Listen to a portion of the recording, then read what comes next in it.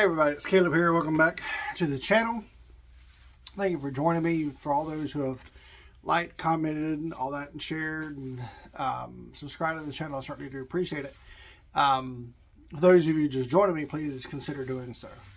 Alright, so this video is going to be pretty much dedicated to the a lot of the information that's been coming out of primarily Sarah Adams and those who've been working with her here and abroad in trying to understand the threat picture of a large-scale terrorist attack in the United States. Tomorrow, and I'm starting off this video with saying that I'm not 100% saying one way or the other that tomorrow, which is October 7th, 2025, is going to be a significant date to be remembered or not. But two things that gives this date consideration is it is, of course, the 2-year anniversary of the Hamas attacks in Israel.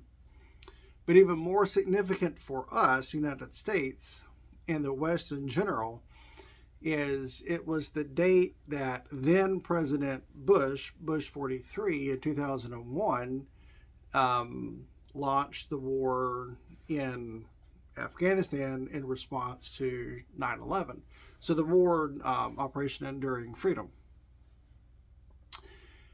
The terrorists enjoy might not be the exact word, but focus on significant dates in Islamic history and everything. So October 7th very well could be a date that they have used before and might even use again, and tomorrow very well could be one of those dates. I'm not saying it is, I'm not saying it's not. But it is something to consider if you're watching this video tonight, or even in the future if something does happen. So what does this threat picture look like? According to Sarah and those she's worked with and putting this stuff together, Osama bin Laden, and I can't think of how to say the guy's name who's actually in charge of the homeland plot, but Osama bin Laden is the overarching guy that's putting everything into motion. Hazma has been able to cultivate the sentiments, if you will, of all of these different individual groups, Islamic terrorist groups.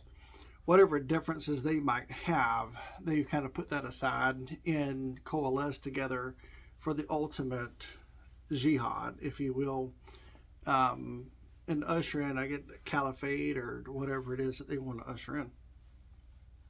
And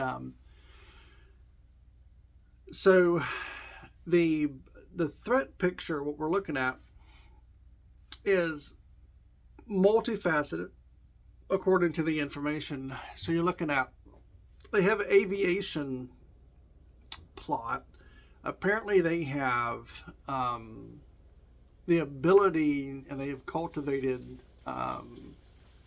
created these quote-unquote invisible bombs that I think there's already been a trial run in a different country that's got, heightened security like we do here, and getting these bombs on board. Of course, they did not detonate, but this is a trial run to get through particular securities. That even includes electronic technology and even the human, interaction, and I think even dogs that can sniff out bombs. It's gotten past all those.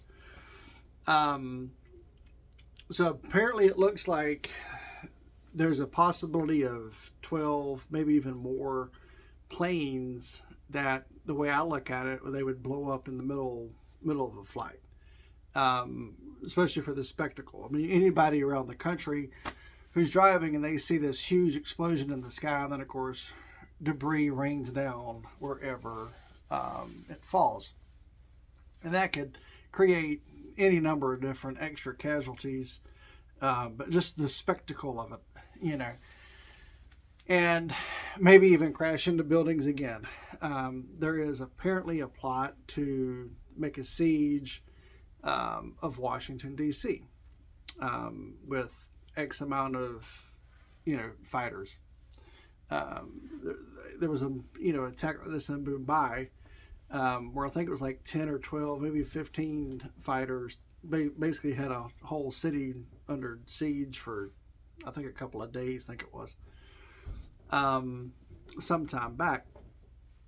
But also you're going to have, apparently you've got a large number of different second tier cities, if you will, around the country where there's a plot to attack hospitals, and also all over the country, shopping malls, places where just people would gather. So that's kind of the threat picture, because you're looking at IEDs, looking at VBEDs, you're looking at individual fighters, you're looking at taking planes out of the sky, and a siege of the American Capitol. That's the totality of all the pretty much all the information that's been coming out, and the chatter has been picking up. I mean, I've been watching this all year, even going into the last part of 2024. But the chatter is picking up, and I've even been able to, on Twitter, X, whatever you want to call it, been able to kind of pick up on some of the actual, I guess they're, it doesn't say Al Qaeda on their Twitter handle or whatnot, but it seems like even people who are terrorists and their kind of comments, and of course you have to do the translation, and or if it's already in English, it's not the American vernacular, if you will, about this. So, and it's hard for me to sometimes completely understand what I'm reading. But they're amping up. One of the things that Sarah was on the David Rutherford podcast here recently, and she even mentioned, as far as another specific location, if you will, other than D.C., the state of Pennsylvania. Now, she doesn't say any particular city, but pretty much the entire state very well could be in the battle sites of the terrorist. And, while that might be, it might be just because it's Philadelphia, it's the birthplace of our republic. I don't know. But, that is something that she has been talking about. But there's just a lot. There's a lot, that's taking place, and we all need, regardless of whenever this, and it's when, it's not if, it's when this attack happens. We're going to have to really, one end, fight our way through it for sure as it's happening. And that's going to be very, very difficult in trying to get coordination with people, law enforcement, first responders, those of us who are veterans. Another part of this too is that Sarah mentions in that David Rutherford podcast is that they want to hit populations where there's a large population of veterans, especially GWOT veterans, and which makes sense, if you're looking at it from their perspective. Here where I live, we have a large veteran population of the GWOT community. And now, that doesn't mean that where I live is one of the places they've earmarked for the attack or not. But it doesn't matter. Every veteran's got to be, on their toes, head on a swivel. And one of the sad things is even though I don't look at Islam as a peaceful religion, I don't. There are a lot of individual people who practice the faith that, they don't want, the radical Islamic, wing of their faith to probably even exist. I have to take that into consideration. So not every person who is a practicing Muslim is a possible terrorist, and that's one of the things that we have to really take into consideration as we try to fight our way through it. And we've tried to do that for 20-something years. And it's difficult. It really is. But you don't want to target nobody by no means, but there's always a, a question mark, and I hate that. But it's just a sad reality. Christians and Jews just don't behave that way. We just don't. And not saying there's not bad Christians and Jews, because there are, but we're not going around beheading people and killing people and just because of our religious fervor. It just doesn't happen. Might have happened during the Inquisition and the Crusades and whatnot, but it doesn't happen, today. Anyway, I know it's kind of a sobering thing to think about, but we have to, when this stuff happens, we have to come together.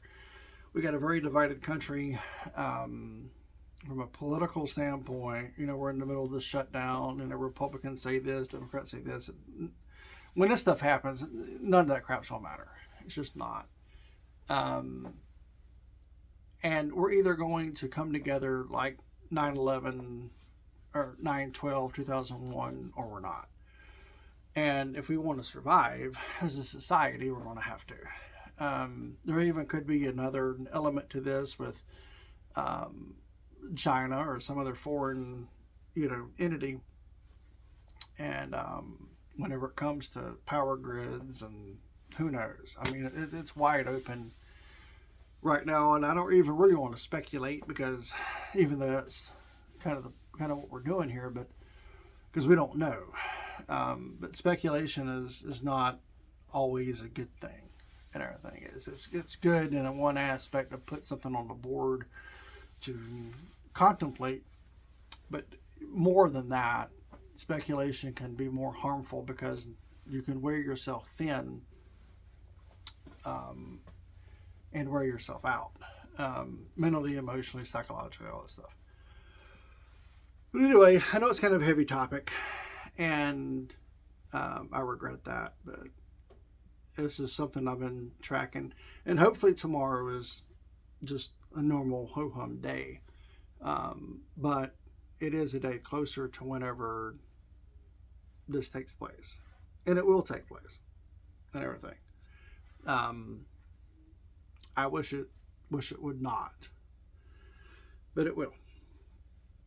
And but what it's going to look like tomorrow, if it does, it's just going to be chaos. It just will be. It'll be chaos, on a level that 9/11 would be not even comparable. And I can remember 9/11 extremely vividly 24 years later. But yeah. So wherever this video finds you, I hope you're doing well. And I hope, I hope and pray that nothing ever happens. But my spidey senses, if you will, says that's just a hope and a prayer. So anyway, please consider liking, subscribing, all that good stuff. Leave a comment, tell me what you think in the comments about all of it. But if you're not paying attention to Sarah on any platform whatsoever, you need to really pay attention to Sarah Adams. She's been right about a lot of these different dates and plots and things. Now, she has not said September or October 11th or October 7th will be a day. So I want to make that clear. She has not said herself that tomorrow is going to be a day where this happens. But when she's foreseen and foreshadowed a particular attack happening, that's happened somewhere around the world. So anyway, take it for what it is and what you want it to be. And yeah, so I'll see y'all later. All right, bye.